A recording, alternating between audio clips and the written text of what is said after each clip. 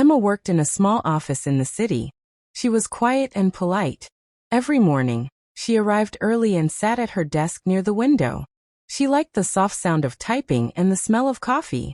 Her job was simple, but her life felt empty. Emma was married to Daniel.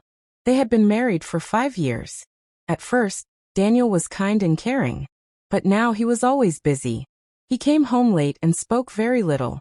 At dinner, he looked at his phone more than at Emma. She felt invisible in her own home. At the office, Emma worked as an assistant. Her manager was Michael, a calm man in his late 30s. He always spoke gently and listened carefully. Michael was married too. He often talked about work, never about his home life. Every day, Emma and Michael worked together. They shared files, emails, and small talks. Sometimes they talked about weather, sometimes about stress. These talks were short but warm. Emma noticed something. Michael remembered small things. He asked if she felt tired. He said, "Good job," when she finished her work. These words were simple, but they made Emma feel seen. One rainy afternoon, the office lost power. Everyone left early. Emma stayed to organize papers. Michael stayed too. They worked quietly. After some time, Michael offered her tea. They sat far apart, but the silence felt safe. Emma went home that night feeling strange. She did not feel happy, but she did not feel lonely either. She told herself it was nothing. Just kindness. Just work. But in her heart, something had started to change. Days passed. Emma and Michael started working more closely. They had meetings together. Sometimes they stayed late to finish reports. Their talks became longer, but still careful. They never touched. They never spoke about love. But their eyes spoke more than words. Emma felt confused. At home, Daniel was distant. At work, Michael listened. She felt guilty, but also alive. One day, Emma was sick. She did not go to work. In the evening, she received a message from Michael. "Are you feeling better?" It was a simple message, but her heart beat faster. She did not reply at first. She stared at the screen. She knew this was wrong. Both of them were married. This feeling had no future. Still she replied, "Thank you. I am okay." After that, messages became more frequent. Only about work. Only short lines. But Emma waited for them every day. Michael felt the same pain. At home, his wife was cold and busy. They argued often. He felt tired of explaining himself. At work, Emma understood him without many words. She never judged him. She listened.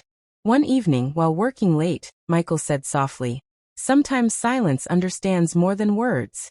Emma did not answer. But she felt tears in her eyes. They both knew something dangerous was growing. Still, they did nothing to stop it. One night, the office building was almost empty. Rain hit the windows.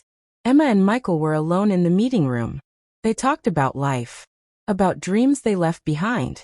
About feeling lonely even when married. Suddenly, Michael stopped talking. He looked at Emma and said, "This is not right."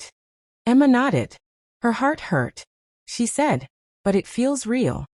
Silence filled the room. Michael stood up. "If we continue, we will hurt many people," he said. Emma felt pain, but also respect. She knew he was right. The next day, Emma went home early. Daniel noticed something different. She looked tired and quiet. That night, Emma spoke honestly. She told Daniel she felt lonely.